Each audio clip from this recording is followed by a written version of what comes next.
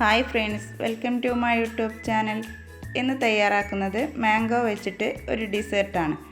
ഇതിനായി ആവശ്യമായിട്ടുള്ള ഒരു കപ്പ് ചവ്വരി എടുത്ത് നന്നായി ഒന്ന് കഴുകി കുതിരാനായി മാറ്റി വെച്ചിട്ടുണ്ട്.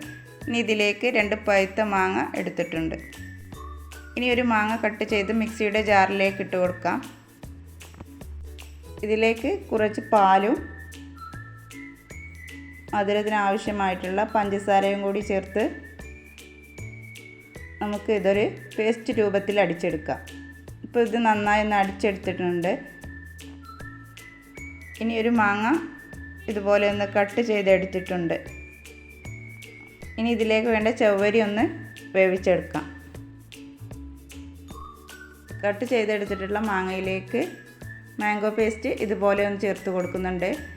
ഇതിലേക്ക് കുറച്ച് പാൽ കൂടി ചേർത്ത് കൊടുക്കാം. ഇനി ഇതിലേക്ക് കുറച്ച് മിൽക്ക് മെയ്ഡ് ചേർത്ത് കൊടുക്കുന്നുണ്ട്. ഇനി വേവിച്ച് വെച്ചിട്ടുള്ള ചവ്വരി കൂടി ചേർത്ത് നമുക്ക് ഇത് നന്നായി ഒന്ന് ഇളക്കിയെടുക്കാം.